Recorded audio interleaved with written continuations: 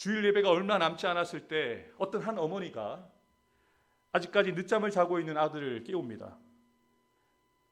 야 이놈아, 지금 몇 시인데 아직도 자고 있느냐? 아들이 엄마가 재촉하는데도 다시 이불을 뒤집었습니다. 어머니, 다른 사람들도 다 늦잠 자는 일요일인데 조금만 더 자면 안 되겠습니까? 그 말을 듣고 있던 어머니는 참다 못해 소리를 고래고래 지릅니다. 이제 예배가 30분밖에 안 남았어. 더 자면 어떡해? 그러자 아들도 질 수 없다는 기세로 이불을 뒤집어 쓰면서 이야기합니다. 어머니, 오늘만 교회 안 가면 안 되겠습니까? 몸도 피곤하고 밖에 비도 오고 또 교회 가면 아무도 나를 환영해 주지 않아요. 아들의 말이 채 끝나기도 전에 어머니는 이불을 완전히 걷어낸 이후에 아들의 등짝을 때리면서 이렇게 말합니다. 아들아, 네가 담임 목사인데 네가 안 가면 설교는 누가 하냐? 우픈 이야기, 그냥 웃자고 지어낸 이야기입니다. 위로가 필요한 담임 목사의 어떤 현실을 담은 그런 우픈 이야기인데요. 저도 목회자로 지금 살아온 지 13년, 4년 차 사역을 해오고 있는데요. 목사의 삶 자체가 어려운 이들, 아픈 이들을 이렇게 찾아가는 일들을 많이 하잖아요. 사람들 만나는 일이 가장 힘들거든요. 그리고 마음을 열고 이야기를 들어주는 사람들이 아니라 마음을 열게 만들어야 되는 사람들을 만나게 되는 상황들 속에 또 상담을 해야 된다든지 그러면 사실 육체적인 힘든 것보다 마음의 힘든 것들이 있습니다. 그래서 저는 목회를 하면서 하나님께서 위로해 주시고 하나님께서 힘을 주시는 경험들도 하지만 때로는 사람을 통해서 위로를 받고 사람을 통해서 힘을 얻은 적도 있습니다. 아주 오래전인데요. 대전에서 제가 청소년 사역을 할 때 갑자기 어떤 아이가 저한테 문자 한 통을 보냈습니다. 목사님 시간 있으세요? 이렇게 문자를 보냈습니다. 여러 가지 생각이 드는 거예요. 배고픈가? 이 아이에게 무슨 일이 있는가? 여러 가지 생각들을 하게 되어져서 놀라서 제가 바로 답장을 했죠. 왜? 무슨 일이야? 제가 문자를 보냈더니 그 아이에게 어떤 문자가 날아왔을까요? 고등학교 2학년 여학생이었습니다. 그 아이가 이렇게 문자를 보냈어요. 목사님, 늘 저희를 신방하시고 챙기시느라 수고가 많으신데 저희들이 목사님 계신 곳에 신방하러 갈게요. 이 아이와 함께 다니는 무리가 한 3명, 4명이 되거든요. 그 아이들이 케이크 하나 들고 옷을 준비해서 저를 신방으로 왔어요. 지금도 그 옷을 버리지 않고 있거든요. 집에 있습니다. 거의 20년 된 옷인데 다 헤어졌지만 그 아이들 생각 때문에 버리지 못하고 있는데 그 아이들이 와서 케이크 초에 붙여가지고 생일도 아닌데 그냥 위로해준다고 신방해준다고 왔어요. 제가 어떤 마음이었을까요? 제 마음속에 참 큰 힘이 되었습니다. 큰 위로가 되었습니다. 그리고 이제 그 주간이 지나고 주일이 되어서 100명이 넘는 우리 고등부 아이들과 예배를 드리는데 제가 설교할 때 누구에게 눈이 갈까요? 나를 찾아와주고 나를 위로해주고 제 마음을 알아줬던 그 아이들이 보이는 거예요. 지금도 그 아이들과 연락이 되어지는데요. 저도 사람이다 보니까 저의 마음을 알아주는 사람, 저에게 힘이 되어주는 사람에게 조금 더 눈이 가고 조금 더 시간을 드리게 되어주고 마음을 드리게 되는 거죠. 제가 오늘 설교를 준비하면서 예수님께서 공식적으로 사복음서에서 병자를 고치신 사건, 귀신을 쫓아낸 사건이 몇 건이었는가를 조사를 해봤거든요. 개인으로 고칠 때도 있고 집단으로 치유하신 적도 있는데 병자를 고치시고 귀신을 쫓아내신 사건이 약 30건이 됩니다. 한 사람을 고치신 적도 있지만 수천의 사람들, 수만의 사람들 모여있는 자리에서 수많은 사람들 고쳐주신 사건도 있습니다. 예수님은 상당히 피곤한 일상을 사셨습니다. 그렇지 않겠습니까? 의사도 고치지 못하는 병을 예수라는 분은 고친다는 겁니다. 귀신을 쫓아내지 못하는데 예수님은 7 귀신도 쫓아낸다는 거죠. 예수님의 소문이 북부 갈릴리에만 들린 게 아니라 이방 땅 두로와 시돈 지방에도 들려서 귀신 들린 딸을 두었던 가나안 여인 수노보닉의 여인도 예수님이 두로라는 지역에 들어오셨다는 소문을 듣자마자 한 걸음에 달려가서 예수님을 만나잖아요. 예수님은 어디를 가시든지 문제가 있는 사람들, 자신의 필요를 채우고자 하는 사람들이 모여들었습니다. 오병이어의 기적을 행하셨을 때는 사람들이 더 눈에 불을 켜고 예수님을 왕으로 삼으려고 했어요. 먹는 문제는 저분이 왕이 되면 해결되겠다. 얼마나 피곤하셨는지 몰라요. 예수님이 따로 시간을 내서 기도하실 시간도 가지시지 못할 만큼 아침부터 저녁까지 피곤하셨어요. 또 시로 베드로의 집에 들어갔는데 베드로의 집에 쉬러 가신 예수님 쉬시지 못하잖아요. 열병 들었던 베드로의 장모가 누워 있단 말이죠. 그래서 베드로의 장모를 고쳐주시고 또 쉬시려고 했더니 예수님 베드로의 집에 들어가셨다는 소문이 들려오니까 또 병자들이 예수님의 집에 모여듭니다. 예수님은 늘 사람들 주변에 계셨어요. 근데 한 번도 자신을 찾아온 사람들을 문전박대하지 않으셨습니다. 예수님이 말씀하신 것처럼 수고하고 무거운 짐진 자들아 다 내게로 오라. 내가 너희를 쉬게 하리라. 이 말씀을 이루는 삶을 사셨습니다. 저는 예수님의 삶을 이렇게 정의합니다. 목적이 이끄는 삶을 사셨다. 하나님이 이 땅에 보내신 목적, 그 목적이 무엇입니까? 인자가 온 것은 섬김을 받으려 함이 아니라 도리어 섬기려 하고 자기 목숨을 많은 사람의 대속물로 주려 합니다. 예수님의 목적은요, 잘 죽기 위함입니다. 어차피 죽기 위해서 이 땅에 오셨는데 좀 피곤하면 어때요? 예수님을 만나기 위해서 예수님께 기대를 가지고 예수님께 소망을 가지고 온 사람들이 실망하지 않도록 예수님은 다 고쳐주셨어요. 그런데 생각해보면 예수님도 저처럼 위로가 필요한 거죠. 예수님의 그 마음의 고통을 알아주고 눈물 닦아줄 사람이 있어야 되는데요. 예수님의 제자들은요, 십자가를 지러 가시는 그날까지 예수님의 진심을 몰라요. 예수님이 그들의 발을 씻겨주시면서 자기의 사람들을 끝까지 사랑해 주셨던 마지막 날 밤, 목요일 밤에도 제자들은 예수님의 마음을 몰라요. 그런데 오늘 본문에 딱 한 사람, 예수님의 마음을 알고 예수님의 죽음을 준비하는 한 여인이 등장하고 있는 거죠. 여러분, 이 여인이 값비싼 향유 300데나리온, 한 남자의 1년치 연봉되어지는 향유를 한순간에 부은 게 대단한 게 아닙니다. 저는 부러운 것은 베다니 마리아가 예수님의 마음을 읽고 있다는 거예요. 예수님이 지금 사람들과 함께 잔치 자리에 앉아 계시지만 어떤 마음과 어떤 생각을 가지고 계시는지 알고 있는 거예요. 이게 중요한 겁니다. 여러분, 얼마를 들였다, 값비싼 향유를 들였다, 여기에 우리가 너무 관심을 가지게 되어지면 본질을 놓치거든요. 마리아는 예수님의 마음을 알았어요. 그래서 제가 오늘 설교의 제목을 예수님을 신방했다는 표현을 쓰는 거예요. 찾아간 거잖아요. 지금 요한복음에는 장소가 기록되지 않았지만 이 현장에 있었던 또 다른 제자 마태는 베다니 나병 환자 시몬의 집에 식사하고 계실 때 예수님의 머리에 부었다고 돼 있고 요한복음에는 발에 부었다라고 하는데 학자들은 같은 사건을 다룬다고 합니다. 베다니 나병 환자 시몬의 집에 계실 때, 그리고 나사로가 그곳에서 같이 식사하고 있을 때 마리아는 자신이 고이 보관하고 있었던 순전한 나들을 가지고 와서 깨트려서 예수님의 머리부터 흘러내리도록 해서 자신의 머릿결로 발을 씻어드린 거죠. 이것이 예수님께서 십자가를 지시기 전에 받았던 신방이었습니다. 예수님도 이런 위로가 필요했던 거거든요.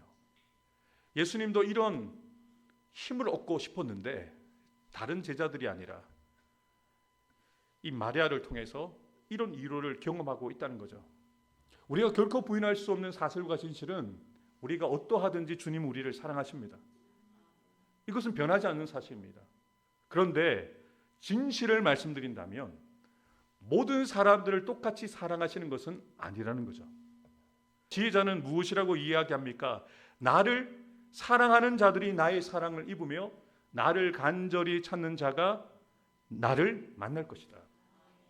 나사로와 마르다와 마리아를 설명할 때 요한은 이렇게 설명을 합니다. 주님이 사랑하시는 자들. 왜 사랑을 받았을까요? 다 기록되지 않았지만 나사로와 마르다와 마리아는 예수님이 예루살렘에 오실 때마다 자신의 집을 개방해 드렸어요. 식사를 대접해 드렸어요. 쉬실 수 있도록. 예수님을 자신의 집에 모신다는 거 결코 쉬운 일이 아닙니다. 또 다른 사건을 다루고 있는 누가복음 10장에 보면 길을 지나가시다가 마르다가 예수님을 영접하여서 식사를 대접하는 장면이 나오거든요. 그러니까 마르다와 나사로는 예수님을 영접하고 섬기는 것에 대해서 기쁨을 가지고 있었던 사람입니다. 남들보다 이미 더 많은 것들을 드리고 더 많은 것들을 섬기는 자들이었기에 서로 사랑하는 사이였던 거예요. 그래서 나사로가 죽었을 때 마르다와 마리아가 당당하게 사랑하시는 자가 죽어갑니다라고 이야기할 수 있었던 거죠. 왜 예수님이 나사로와 마르다와 마리아를 더 사랑하셨을까요? 사랑받을 만한 행동을 이미 했던 거죠. 그 세 명의 남매 가운데 더 많이 사랑했던 여인은 바로 마르다였습니다. 오늘 우리가 함께 읽은 본문에는 십자가의 죽으심을 향하여 나아가시는 예수님을 신방하고 있는 마리아의 모습이 그려져 있죠. 마리아는 지극히 비싼 향유 순전한 나드 한 근을 가져다가 예수의 머리부터 발끝까지 붓고 자신의 머리털을 풀어서 예수님의 발을 직접 씻겨드렸다. 마리아가 드린 지극히 비싼 향유, 저 꽃입니다. 저 꽃은 팔레스타인 지역, 유대 지역에서는 나지 않는 풀입니다. 저 풀은 히말라야 산맥 3,000m에서 5,000m에서 자라는 풀입니다. 네팔, 파키스탄, 인도 지역에서 나는 풀이거든요. 그럼 인도 지역과 이스라엘이 가까울까요? 멀까요? 엄청 멉니다. 그래서 저 꽃을 즙을 내가지고 지금 나드 한 근이라고 했는데 한 근이 327g이거든요. 얼마 안 됩니다. 근데 그 가격이 성인 남자 한 사람의 연봉이라고 할 만큼 가격이 대단했어요. 지금 보여드리는 저게 옥합이거든요. 저 옥합에서 향유를 떨어뜨리면 한 방울씩밖에 떨어지지 않는데요. 딱 기울면 한 방울만 딱 떨어지는 거예요. 그럼 예수님께 머리에 부으려면 어떻게 했을까요? 저 주둥이를 친 거예요. 그래가지고 부어드린 거예요. 그리고 흘러내리는 그 향유를 이렇게 사용해서 예수님의 발을 씻겨드린 거죠. 이 나드 향이 엄청나게 세다고 합니다. 향이 좋고 오래 간다는 거예요. 그래서 사도 요한이 무엇이라고 얘기했습니까? 향유 냄새가 온 집안에 가득했다. 이 비싼 냄새가 나는 거예요. 이 귀한 나드 향이 온 집안에 가득했다라고 나오는 것이죠. 예수님 당시에는 가장 귀한 손님에게 존경을 표현하는 의미로 기름을 부어드렸거든요. 한 방울씩. 한 방울 정도 부어드리면서 제가 당신을 존경합니다. 제가 당신을 환영합니다. 라는 의미를 기름을 부어드렸어요. 근데 요한 사도가 소개하고 있는 베다니의 마리아는 다른 사람들과 달랐죠. 아예 기름 새로 부어드렸거든요. 327g이지만 이게 결코 작은 양이 아닙니다. 머리부터 발끝까지 향유가 흘러내릴 만큼 부어드린 거죠. 근데 이것이 다가 아니죠. 자신의 영광을 상징하는 머리를 풀어서 예수님의 발을 씻겨드립니다. 결코 쉬운 일이 아니죠. 이것을 지켜보고 있는 제자들의 반응이 어땠습니까? 분개하고 화를 냅니다. 무슨 의도로 이렇게 허비하고 있느냐라고 얘기하는데 요한복음에는 그 이름이 구체적으로 나오죠. 가룟 유다가 300데나리오나 되는 이 귀한 향유를 허비하여서 가난한 자들을 차라리 주는 것이 나았을 텐데 라고 이야기하면서 이 여인을 혼을 내고 있는 거죠. 평가절하하고 있습니다. 왜 가룟 유다가 이렇게 이야기했는가 그 이유를 이야기하죠. 가룟 유다는 도둑이다. 돈기에 있는 것을 빼돌리는 도둑이었기 때문에 지금 마리아가 부어드리는 이 향유를 돈으로 계산하고 있는 거예요. 저거 하나 현금화 시키면 내가 그 얼마를 가질 수 있었을 텐데 그것을 다 부어버렸잖아요. 그러니까 화가 난 거예요. 지금 이 여인의 순수하고 또 열정적인 주님에 대한 그 헌신을 돈으로 환산해 버린 거죠. 근데 예수님은 이 여인의 이 섬김에 대해서 무엇이라고 이야기합니까? 예수께서 아시고 그들에게 이르시되 너희가 어찌하여 이 여자를 괴롭게 하느냐? 그가 내게 좋은 일을 하였느니라. 예수님 분명하게 말씀하십니다. 이 여인이 한 일은 내게 꼭 필요한 일이었다. 이런 의미입니다. 예수님이 이제 며칠 뒤면 십자가에서 죽으심을 당하게 될 텐데 그 죽음을 준비하는 예수님이 원하셨던 일을 이 마리아가 정확하게 알고 행하고 있다는 거죠. 예수님의 발을 닦아드리고 예수님의 죽음을 준비해드리는 이런 여인의 이 행동, 예수님께서 자신의 때가 가까웠다는 것을 이미 아셨고 또 당신이 지셔야 될 그 십자가의 고통에 대해서 주님은 이미 알고 계셨습니다. 예수님이 불안하셨을까요? 예, 예수님 불안해하셨습니다. 예수님이 그 고통을 두려워하셨을까요? 예, 두려워하셨습니다. 분명하게 예수님의 당시의 그 심정을 사도 요한이 기록하고 있습니다. 지금 내 마음이 괴로우니 무슨 말을 하리요? 아버지여 나를 구원하여 이때를 면하게 하여 주소서. 그러나 내가 이때를 위하여 이때에 왔나이다. 주님이 괴롭다고 말씀하시는 거예요. 내 마음이 괴롭다, 두렵다, 고통스럽다라고 이야기를 하는 거죠. 그런데 안타깝게도 제자들은 예수님의 그 고민과 그 고통에 관심이 없습니다. 비록 몸은 잔치 자리에 앉아 계시지만 며칠 후면 운명하셔야 됩니다. 그 마음을 조금이라도 누군가가 알아주고 위로해 주면 좋았을 텐데 곁에 있는 제자들은 그저 잔치를 즐기고만 있을 뿐입니다. 그렇다면 여기서 중요한 질문을 드립니다. 마리아가 어떻게 예수님의 그 마음을 알았을까요? 늘 같이 다녔던 제자들도 몰랐거든요. 어떻게 이 마리아는 예수님의 마음을 읽을 수 있었을까요? 오늘 본문에서 한 가지 힌트를 얻을 수가 있습니다. 언니 마르다는 예수님이 오실 때마다 예수님께 드릴 음식을 준비하는 데 정신없이 바빴습니다. 마리아는 어디에 있었을까요? 예수님이 오시면 예수님의 발 앞에 앉아 있어서 예수님의 말씀을 들었다는 거죠. 그들이 길 갈 때에 예수께서 한 마을에 들어가심에 마르다라 이름하는 한 여자가 자기 집으로 영접하더라. 그에게 마리아라 하는 동생이 있어 주의 발치에 앉아 그의 말씀을 듣더니 마르다는 준비하는 일이 많아 마음이 분주한지라 예수께 나아가 이르되 주여 내 동생이 나 혼자 일하게 두는 것을 생각하지 아니하시나이까. 그를 명하사 나를 도와주라 하소서. 주께서 대답하여 이르시되 마르다야 마르다야 내가 많은 일로 염려하고 근심하나 몇 가지만 하든지 혹은 한 가지만이라도 족하니라. 마리아는 이 좋은 편을 택하였으니 빼앗기지 아니하리라 하시니라. 아멘. 여러분 이 말씀 오해하시면 안 됩니다. 주방공사가 덜 중요하다는 말씀으로 주신 게 아닙니다. 주님께서는 말씀을 나누시고 교제하기를 더욱더 원하신다는 것을 강조하고 계시는 거죠.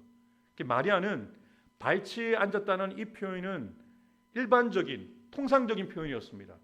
납비라는 스승에게 제자로 들어간 사람이 교육을 받을 때 발치에 앉았다는 표현을 쓰는 거예요.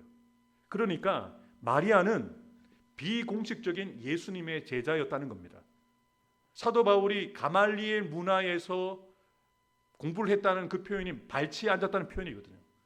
그러니까 마리아는 예수님의 말씀에 관심이 있었습니다. 더 나아가면 예수님을 관심 가진 거죠.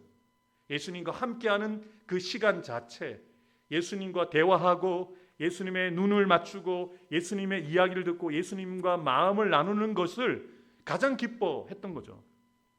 마리아는 다른 것이 아니라 오직 예수님의 입에서 선포되어지는 그 말씀에 관심이 있었습니다.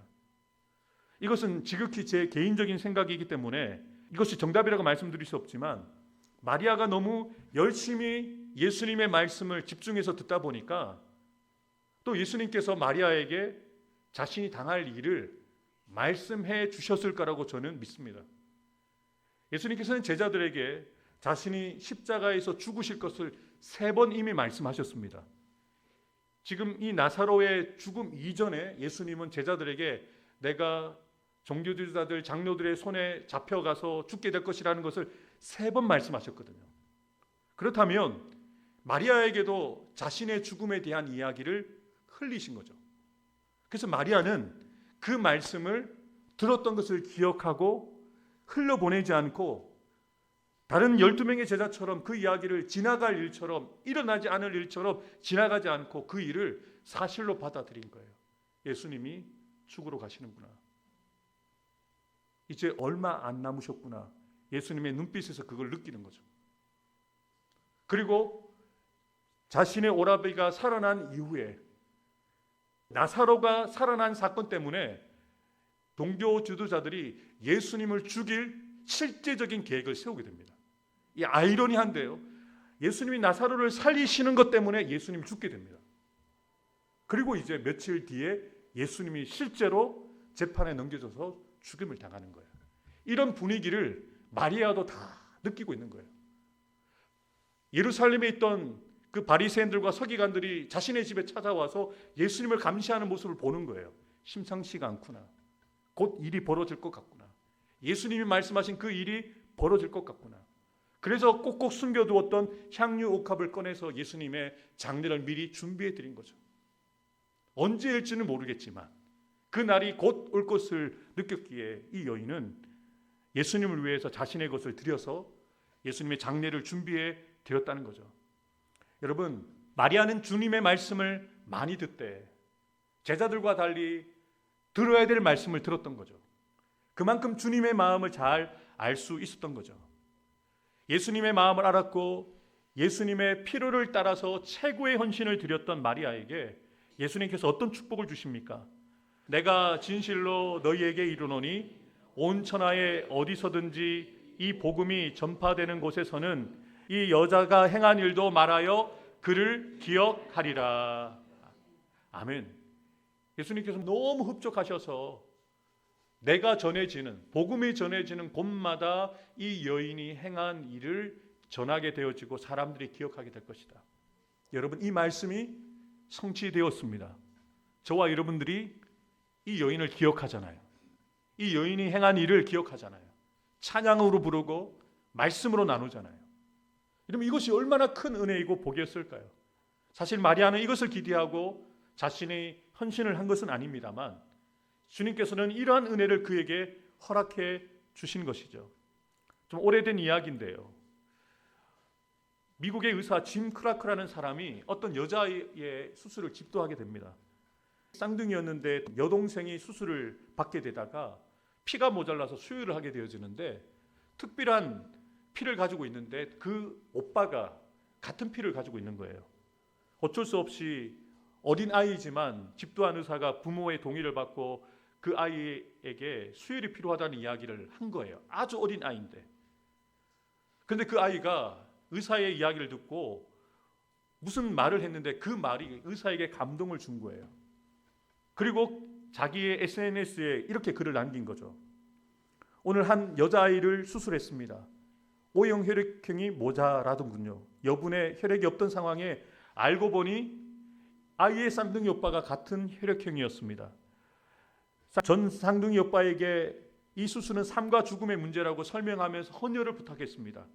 쌍둥이 오빠는 잠시 조용히 있더니 자기 부모님에게 작별 인사를 했습니다.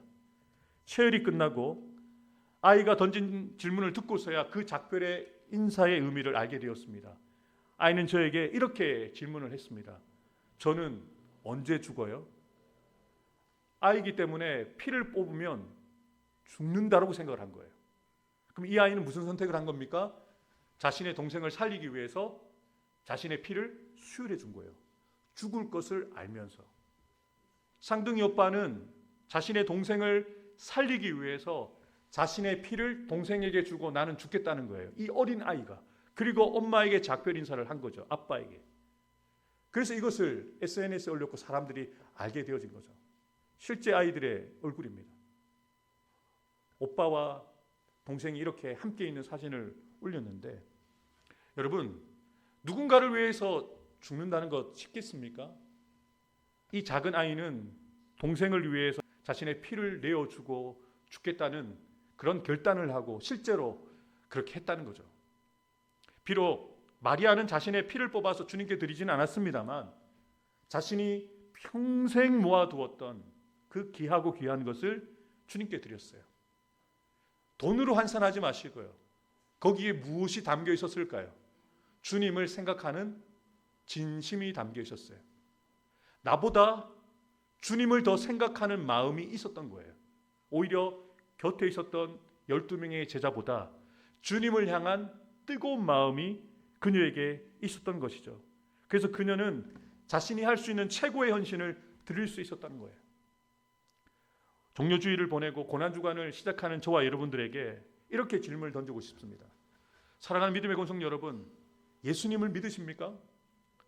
다시 한번 여쭤보겠습니다. 예수님 진짜로 사랑하십니까? 마지막으로 여러분께 여쭤보겠습니다. 예수님을 사랑하신다면 어떻게 사랑하고 계십니까? 이게 중요합니다. 자신을 부인하고 예수님의 뒤를 따라갔던 제자들은 마지막까지 이 사랑을 표현해 드리지 못했어요. 그런데 베다니의 마리아는 그 사랑을 표현해 드렸던 거죠.